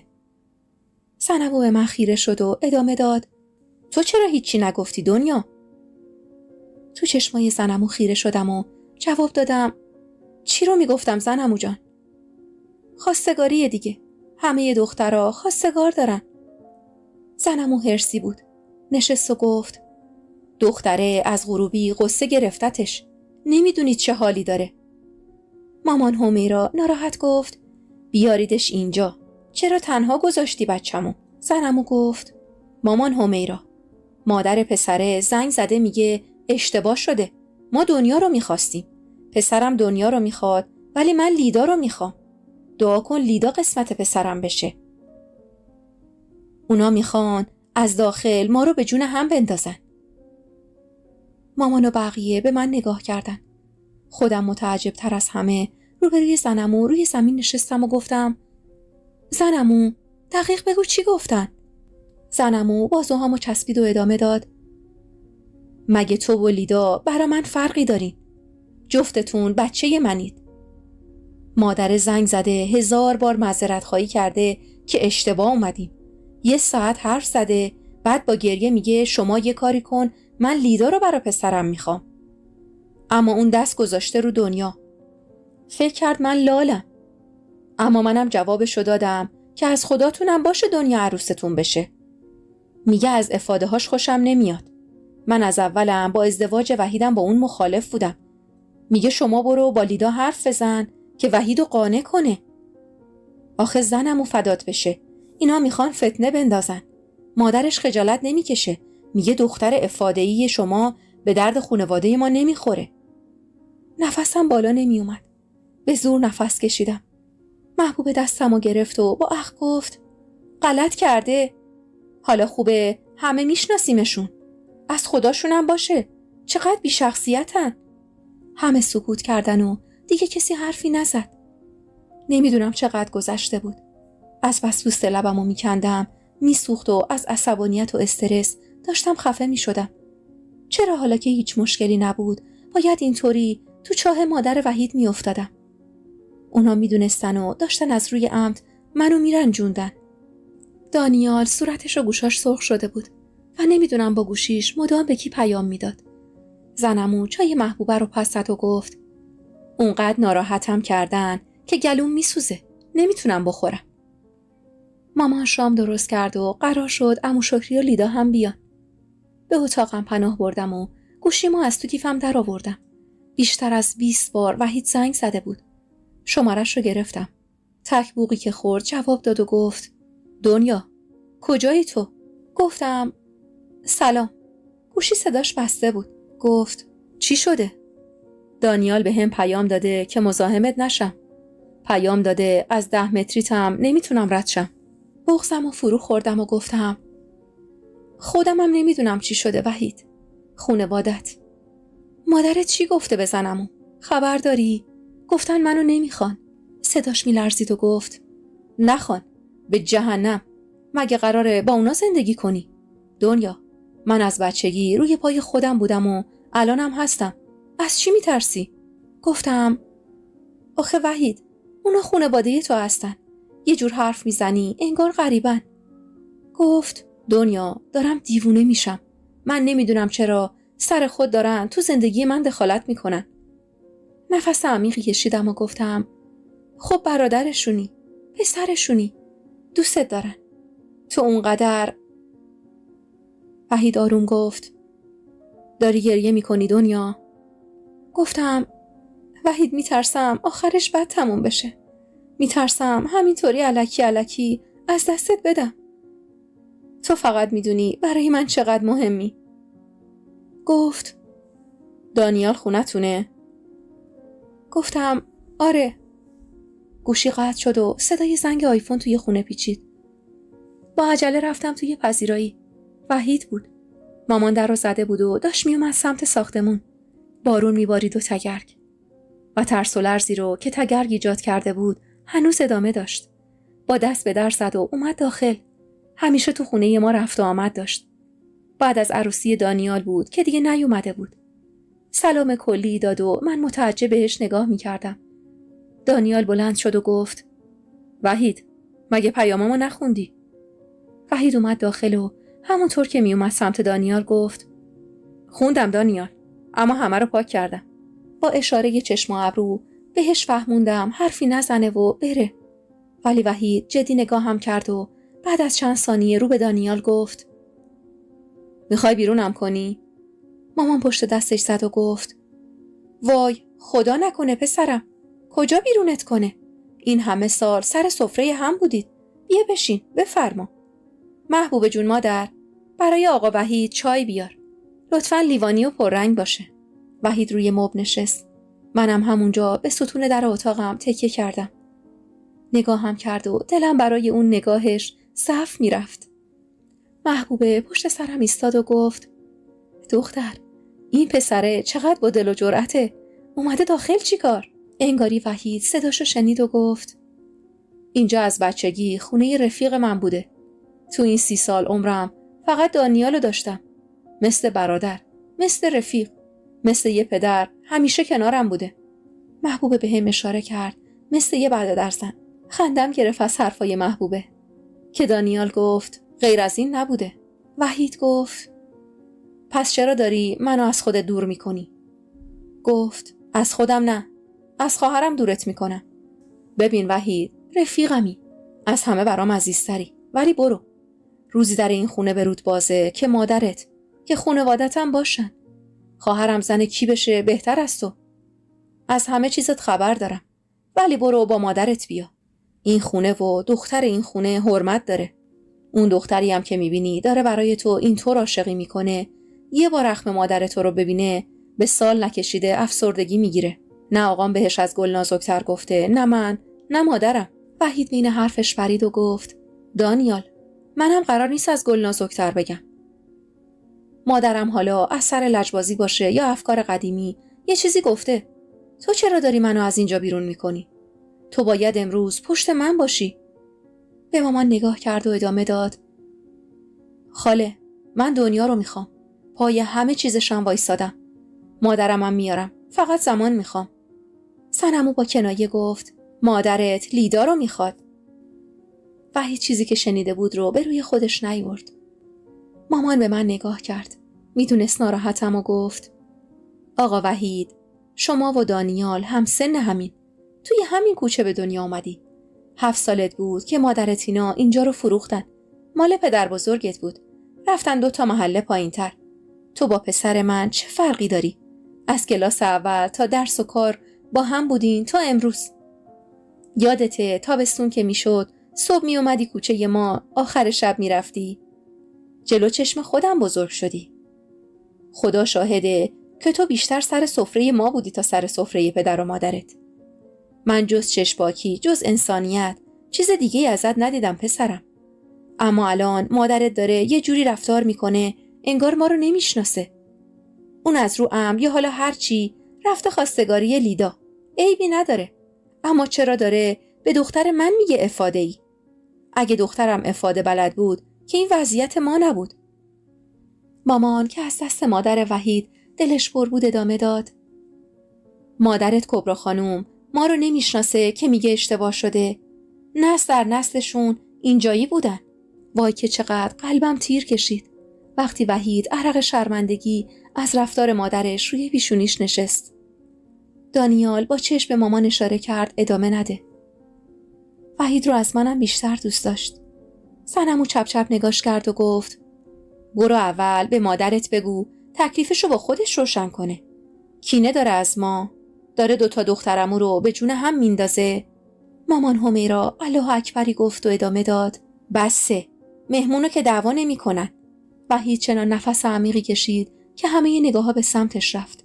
نگاهم بهش گره خورد و با لبخندم بهش فهموندم چقدر دوستش دارم و بودنش برام مهمه. مامان شام درست کرد و دانیال و وحید رفتن توی حیاط. توی آلاچیق نشسته بودن. بارون سبکتر شده بود و نم نم میبارید. 2 لیوان چای ریختم و عطرش رو بو کردم. مامان از شکلات و آجیلای عید توی سینی گذاشت و گفت خیلی بده که دخترم با مادرش اینقدر غریب است. چرا زودتر به هم نگفتی مامان؟ من چطور نفهمیدم وقتی اینطور نگاهش میکنی و دلت براش پر میکشه. لبخندی به روی مامان زدم و گفتم ببخشید مامان، خجالت میکشیدم بگم. دستی به موهام کشید و گفت باورم نمیشه دخترم اونقدر بزرگ شده باشه. انگار همین دیروز بود برات پیراهن میدوختیم تا راه بری و ما لذت ببریم. برو مادر، چای سرد میشه. قبل از اینکه از در برم بیرون دانیال اومد داخل. نگاهی به سینی کرد و گفت واسه ما ریختی؟ با خجالت گفتم آره داداش. مامان گفت واسه‌تون بیارم. گفت ببر، من برم گوشیمو بزنم شارژ. با خوشحالی و عجله رفتم. تون رفتم که زودتر برسم و نم بارون یه وقت خیسم نکنه. دور تا دور آلاچیقمون شیشه داشت. وارد که شدم سعید به سمتم چرخید و گفت به به خانم چایی آورده برامون. لبخندی به روش زدم. لیوان چای رو از سینی برداشت و همونطور که توی چشمام نگاه میکرد گفت این دختره مال خودمه. چه کیفی داره از دست تو چای خوردن. روی کرسی نشستم و سینی رو کنارم گذاشتم و گفتم وحید. چایش رو داغ سر کشید و گفت جان وحید. گفتم اونجوری نگو جان وحید. دلم برات یه جوری میشه. زود برو تا بابا نیومده. آخه خجالت میکشم. با شیطنت گفت اتفاقاً میخوام به عمو شهرام بگم که چجوری مخ منو زدی. محکم زدم پشت دستش و ادامه دادم یه بار دیگه بگی من میدونم و تو. اصلاً آره، اونقدر دل و جرأت داشتم که اومدم سر راهت. جلو اومد. نوک انگشتای دستمو بوسید و گفت منم شیفته دل پر از جرأتتم. باشه زود میرم. در خونه بسته شد. دانیال بود. با عجله پا شدم و همونطور که بیرون میرفتم گفتم دیوونه، من عاشقتم. از کنار دانیال میگذشتم که گفت زنمو زنگ زده، هوود داره میاد. با تعجب گفتم هوون کیه؟ خودشم خندید و گفت لیدا رو میگم دیگه. این وحیدو بفرستم بره تا شما 2 دخترمو سرش دعوا نکردین. آخه من موندم پسر قطعی بود که اینطور میخواینش. روی وحید خیلی حساسیت داشتم و گفتم داداش لیدا باشه یا هر کس دیگه ای غلط میکنه وحیدو بخواد. دانیال به داخل اشاره کرد و گفت برو داخل خیس نشی. مامان همیرا تنها تو اتاقشه. یه سر بهش بزن. داشت میرفت که دستش رو گرفتم. به هم نگاه کرد و گفتم داداش، ازم دلخور که نیستی؟ گفت اگه هر کسی جای وحید بود دلخور می شدم. ولی وحیدو خیلی خوب می شناسم. اون انتخاب درستیه دنیا. لبخندی بهش زدم و دلم قرص شد و رفتم داخل. مامان همیرا نبود و رفتم تو اتاقش. آروم در زدم که شاید خواب باشه و بیدار نشه. ولی طبق معمول کنار پنجره نشسته بود. با دیدنم گفت بیا اینجا دختر شیرین من. درو بستم و پایین پاهاش نشستم. سرمو رو پاش گذاشتم و گفتم خیالم یکم راحت شد مامان همیرا. حالا همه میدونن. آروم گفت دنیا مادر، هرچی قسمت باشه همون میشه. سرمو بلند کردم. نگاش کردم و گفتم من از خدا وحیدو تو قسمتم میخوام. گفت مادر، منم برات همینو میخوام.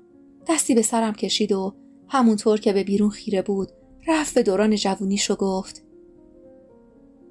علی که رفت دلم گرفت. روزایی که عمو گاریچی می اومد من جلوتر از شوکت میرفتم به امید دیدن علی. ولی علی نبود. بچه‌ها دو قلوهامون بزرگ می شدن. حسن و حسین شده بودن نقل و نبات خونه ما.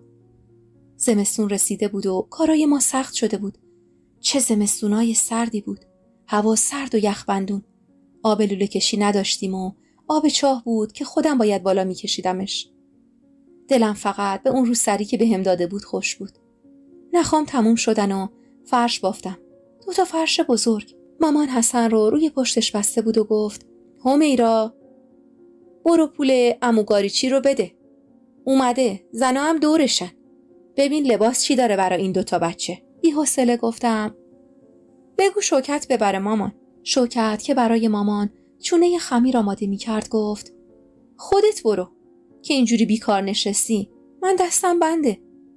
با گوشه چشم نگاش کردم و گفتم حوصله ندارم. گفت به منم ربطی نداره.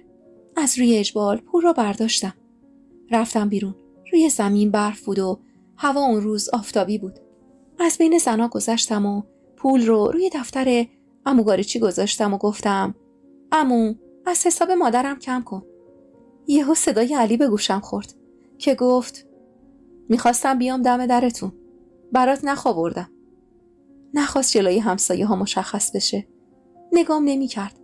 ولی من نتونستم خودم رو کنترل کنم و لبخند تموم صورتم رو در بر گرفت.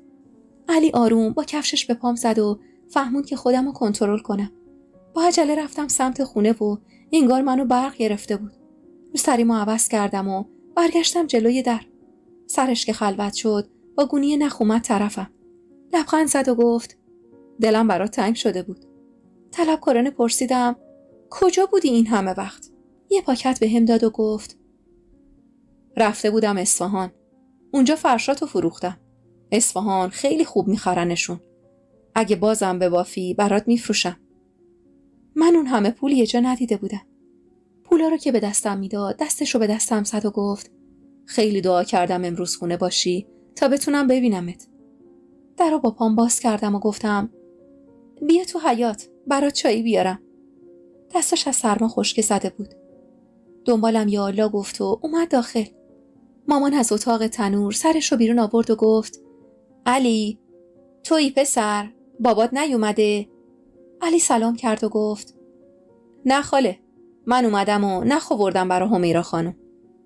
مامان دستای آردیشو با چادرش پاک کرد و گفت آخه مگه پول اضافه داریم؟ 2 بافته گوشه انبار. کی پول میده برای این چیزا؟ علی به من نگاه کرد و گفت خاله همه رو فروختم. مامان بیشتر از من تعجب کرد. وقتی پولا رو دید که اونقدر زیادن تعجبش بیشترم شد. نمیتونست نون پختن و ول کنه و گفت برو براش چایی ببر همیرا. بیا نون و کره هم ببر. مادرم زیر لب براش دعا میکرد و میگفت خیر دنیا بیاد جلو چشمات پسر. این همه پولو تا حالا یه جا ندیده بودم. بذار آقاش بیاد. من که سواد ندارم بدونم چقدره. منم سواد نداشتم بدونم. چای ریختم و از تو سطل روغن یه انگشت برداشتم. علی توی حیاط نشسته بود و چای رو به دستش دادم و گفتم میرفتیم تو اتاق تنور. اونجا گرمه. گفت اونجا برم نمیتونم تو رو ببینم. میخوام همینجا باشم که نگات کنم. از خجالت گوشه روسری رو گزیدم و گفتم این روغن آوردم بزنی به دستات. آخه خشکه بسته. دستاشو جلو آورد و گفت خودت برام بزن. دور از چشم بقیه دستاشو روغن زدم و هر دو فقط با عشق بود که به هم نگاه می‌کردیم. چای رو اونقدر داغ سر کشید که دهنش سوخت و با خنده گفت تو حواسمو پرت می‌کنی. برم خونه اربابی سفارشاتشونو بدم. برمیگردم اینجا فرشاتو میبرم. با عجله گفتم زود برگرد. یه لحظه مکث کردیم و فقط به هم نگاه کردیم. گفت زود برمیگردم. گفتم علی. چقدر سخت بود اسمشو صدا زدن. آروم گفت جانم به قربان علی گفتنت. بگو. دوباره گفتم زود برگرد. تا بره فقط وایسادم و از پشت تماشاش کردم. آقام که اومد و پولا رو دید از تعجب کم مونده بود سکته کنه. میگفت با اون همه پول میتونه 10 تا گاو بخره. منتظر مون تا علی بیاد. هوا تاریک شده بود و رشته پلو و قیمه درست کرده بودیم. دل تو دلم نبود که زودتر بیاد. آقام کلی باهاش حرف داشت و هنوز به اون پولا دست نزده بود. میگفت نصفش باید برای علی باشه. اون زحمت کشیده و تونسته بفروشتشون. چشمم به در بود که صدای کلون در بلند شد. آقام به شوکت گفت برو باز کن بابا. علی اومده. کاش جای شوکت منو میفرستاد. علی یا اللهی گفت و اومد داخل. سفره پهن بود و نشسته بودیم. علی با دیدن آقام دستاشو توی هم قلاب کرد و گفت سلام عمو. آقام زد کنارش روی زمین و گفت بشین که امشب پلو و خورش رو مهمون تو هستیم درست. علی نشست و گفت چرا من عمو؟ اینجا سفره شماست. آقام گفت اون پولایی که آوردی باورم نمیشه به خاطر فرشای همیرا میتونه باشه. که گفت عمو این دوتا رو هم میبرم میفروشم و پولشو واسهتون میارم. آقام براش پلو کشید و من ظرف خورش رو براش جلو بردم. دور از چشم بقیه برای هم با نگاهامون دلبری میکردیم. آقام نذاشت شب بره و اتاق بالا براش رخت خواب انداختم. شلوار راحتی آقامم گذاشتم بالا سرش. اتاق سرد بود. تو بخاری نفت میریختم که اومد داخل. با عجله درو بست و گفت اینجای همیرا. به طرف چرخیدم. اومد سمتم. درست روبروی هم قرار گرفتیم. دامن چیندار توی تنم و لباس آستیندار مادرم که دیگه بعد از زایمان تنش نمیشد به من داده شده بود. اونا تنم بودن. آروم دستشو روی دستم گذاشت و گفت با همین لباسم برا من قشنگی. اون حیا و خجالت توی صورتت رو با هیچی تو دنیا عوض نمی کنم همیرا. دستم رو دستش گذاشتم و آروم چشامو بستم. چه آرامش عجیبی بود وقتی دستامو روی دستاش گذاشته بودم. همینطور که چشام بسته بود علی جلو اومد. نفساشو حس می کردم. میخواست گونمو ببوسه که خودمو عقب کشیدم و گفت این بار برگردم با آقام میام برا خواستگاری. از اینجا میری. صدای شوکت بود که میگفت همیرا کجایی؟ دست باچه به طرف در رفتم و علی گفت وقتی همه خوابیدن بیا اینجا کارت دارم. با لبخندی از اتاق بیرون زدم. میخواستمم خوابم نمیبرد. همه خواب بودن و آروم شوکت رو نگاه کردم. غرق خواب بود. پاورچین رفتم بیرون و خودم رو رسوندم به اتاق بالا. هوا بد جور سوز داشت. علی بیدار نبود و خوابیده بود. خواستم برگردم و بیدارش نکنم که گفت همیرا اومدی؟ استرس گرفتم. چرا رفته بودم تو اتاقش؟ حالا در موردم فکرای بد نکنه. اگه آقام میدید سرمو جا در جا میبرید. علی نشست و گفت همیرا بیا بشین اینجا. میخوام باهات حرف بزنم. روبروش نشستم. توی تاریکی اتاق لبخندی زد و گفت خونه آقام همین اندازه است. 4 تا اتاق دارن و یه اتاقم گوشه حیاته. سقفش ریخته. اونجا رو درست میکنم و میریم اونجا. تو یه فرش میبافی. با بهترین و خوش رنگترین نخا. گوشه اتاق 2 دست رخت خوابمون رو میچینیم و صندوقمون رو کنارش میذاریم. دلم میخواد به اون پنجره چوبی کوچیک رو به حیاتش پرده سفید بزنیم. چشمامو بسته بودم و داشتم تو ذهنم تجسمش میکردم. علی ادامه داد هر روز میرم سر کار. وقتی تو خوابی من میرم. بدون اینکه چشمامو باز کنم گفتم نه، من بیدار میشم، برات سفره پهن میکنم، نون تازه میارم، کره محلی خودمون، نیمرو عسلی میارم و تا جلوی در بدرقت میکنم. دستش رو روی دستم گذاشت و گفت با امید دیدن تو عصرا میام خونه. گوهر کمیاب من، هر روز و هر شب میبینم تو، باهات زندگی میکنم. بچه هامون کنارمون بزرگ میشن، 3 تا پسر 1 دختر. میشینیم و بزرگ شدن نوه هامون رو میبینیم. دخترمون رو عروس میکنیم، دست تو دست هم پیر میشیم، پسرامون رو داماد میکنیم. برات خونه میخرم، 2 تا اتاق بزرگ، یه حیاط پر از گل و درخت و حوض. دستاشو فشردم. چقدر رویا پردازی با هم قشنگ بود. اونقدر کنار هم حرف زدیم که بالا اومدن خورشید رو هم متوجه نشدیم. سریع از اتاق بیرون رفتم تا کسی نبینه. بساط چای رو آماده کردم. علی باید میرفت و بعد صبونه حالم بد جور گرفته بود. آقام یکم از اون پولا رو به علی داد و علی ازش تشکر کرد. دلم نمیخواست بره و دلم میخواست بمونه. به دور از چشم همه تا سر جاده پشت سر گاری رفتم. سر جاده وقتی خواست به چرخه پشت سرش رو ببینه تازه منو دید. پا برهنه روی برفا دنبالش رفته بودم. پاهام نه سرما رو نه سنگا و نه خارا رو حس نمی کرد. برای یه لحظه بیشتر دیدن علی رفته بودم. علی با صورت پر از اشکش پایین پرید و به طرفم اومد و گفت همیرا، پاهات زخمی شدن. خم شد دستی به پاهام بکشه که گفتم درد اینا رو حس نمی کنم علی. کنار تو نه سرما معنا داره نه گرما نه درد. داری میری و من اینجا از چشم انتظاری نمیدونم چطور روزامو شب کنم. دستی به پاهای من کشید و گفت بمیرم برای این همه محبتت. خم شد و جای پاهامو روی برف بوسه زد و گفت زود بر میگردم. عید که بشه درختا باز بشن میام و میبرمت. علی رفت و من کنار جاده اشک ریختم. چقدر اون حس و حال قشنگ و پر از عشق بود. برگشتم و با چه شوقی شروع کردم به بافتن فرشای خونه خودم. تا بهار باید یه دونه میبافتم و روی جهازم میذاشتم. رسم جهاز داشتیم اما نه آنچنانی، هر کسی در حد وسعش. ولی آقام کما بیش برای من چیزایی خریده بود. چند دست بشقاب استیل و ملامین گل قرمز و چیزای دیگه. چند تیکه پارچه هم مادرم برام خریده بود که توی صندوق بودن. فرشش رو هم که داشتم خودم میبافتم. چه روزایی که به شوق علی فرش میبافتم. فرش نصفه شده بود و تا بهار تموم میشد. داشتم کونه های حسن و حسین رو توی لگن میشستم که عمم با خوشحالی اومد داخل حیاط. سلام کردم که گفت سلام به روی ماهت عمه، مادرت کجاست؟ به داخل اشاره کردم. عمه آدمی نبود که بی دلیل بیاد خونمون.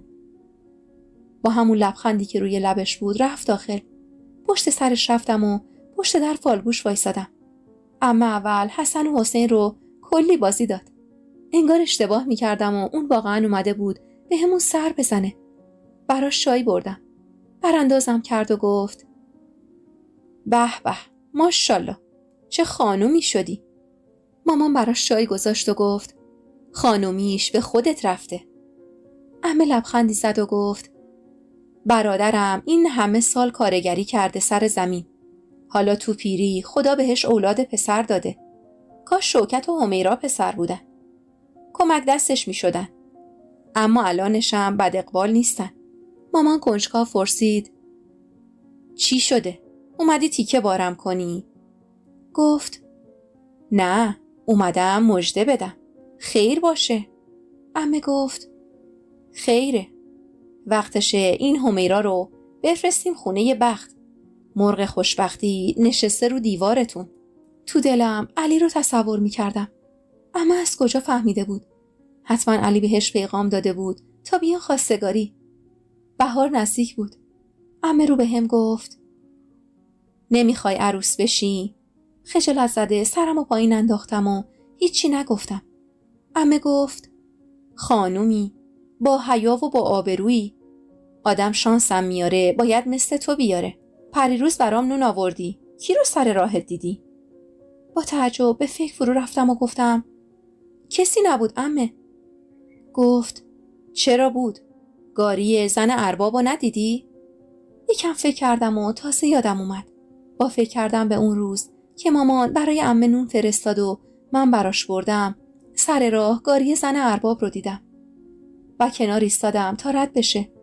یادم اومد که چقدر با حسرت به زن ارباب نگاه میکردم.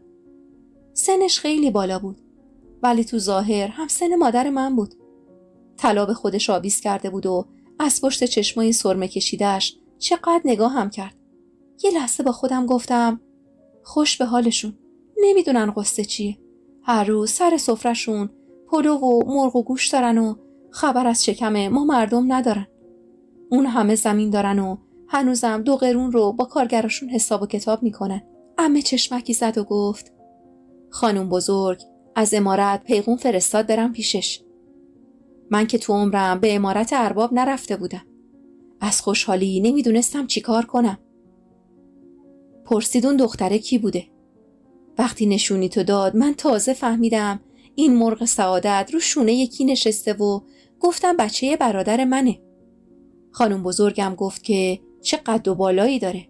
وقتی راه میره انگار طاووس داره قدم بر میداره. تازه فهمیدم که چقدر خوش اقبالی همیرا. تو رو برای خانزاده میخوان عقد کنن. منو فرستادن به داداشم خبر بدم. آخر هفته میان برای عقد خوندن.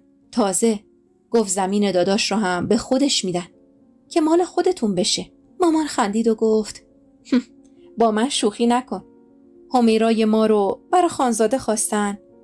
عمه گفت آره همیرای ما رو خواستن. ایاز خان زنش که بچه دار نمیشه 8 ساله چشم انتظار بچه است.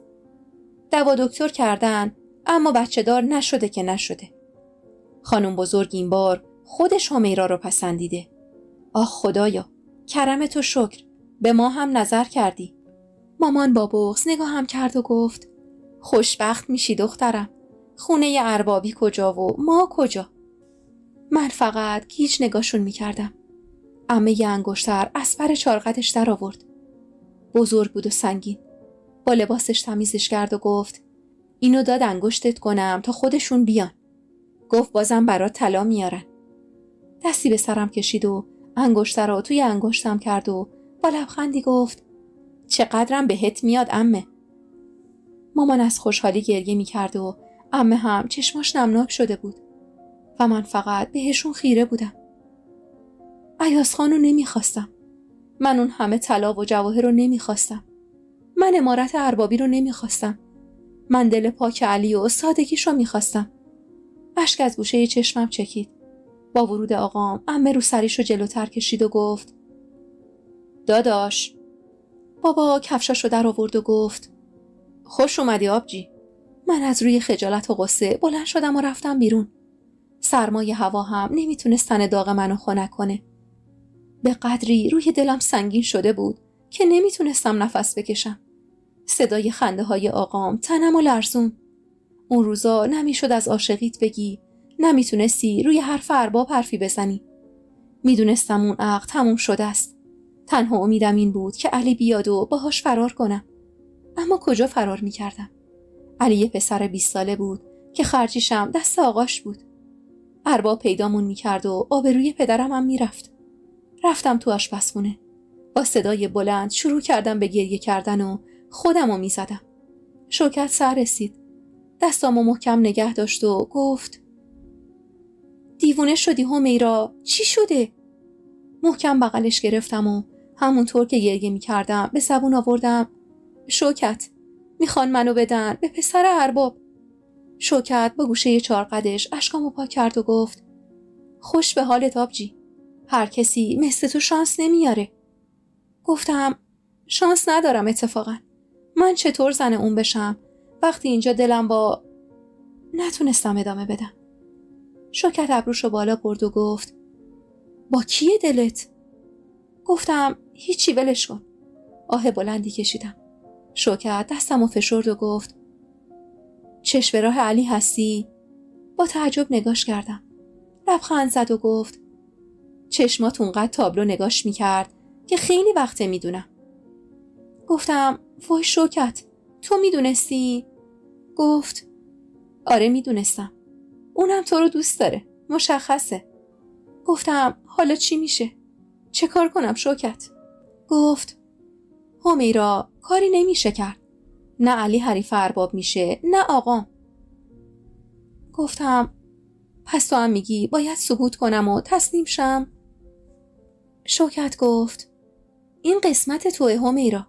زن ایاز خان بچه دار نمیشه. اگه تو بری و براش یه دونه بچه اونم پسر بیاری میشی خانوم اون خونه. خانوم بزرگ مگه چند سال قراره عمر کنه؟ بعدش تو میشی همه کاره. دست آقامو میگیری. برا ما خواستگارای خوب میاد. اون زمینو اگه بدم به آقام میدونی چقدر وضع ما خوب میشه؟ حسن و حسین بزرگ بشن اونا هم دیگه زمین دارن. گفتم همه خوشبخت میشین مگه نه؟ با لبخندی از ته دلش گفت آره خوشبخت میشین. گفتم من چی؟ منم خوشبخت میشم. کاش به جای این همه آرزو یه جای کوچیکش مال من بود. دلم 1000 تیکه شده بود. انگاری شب و روز دروغ بود و نه خورشیدشو میدیدم و نه ماهشو. آخر هفته بود. عمه اومده بود و خونه ما مونده بود. حیاط تمیز میکرد، اتاقا رو میچید، از خونه‌اش ظرف استیل میآورد، بشقاب چینی میآورد. مامان که اصلا از ذوقش وقت نمیکرد به صورت رنگ پریده من نگاه کنه. اگه شوکت نبود اون روزا از گرسنگی مرده بودم. به زور تو دهنم آب و غذا میریخت. اون تنها کسی بود که پا به پای من شبا گریه میکرد. وقتی ما چشم گریون رو بالش میذاشتیم عمه و بابا و مامان با شوق و ذوق از اتفاقی که قرار بود بیفته حرف میزدن. همش با خودم میگفتم علی کجایی که بیای؟ دلم میخواست یه بار دیگه ببینمش، حداقل برای آخرین بار. فردای اون روز عقد من بود. شب که شد رفتم توی اتاق دار قالی. فرشی که با عشق و امید بافته بودم هنوز روی دار بود.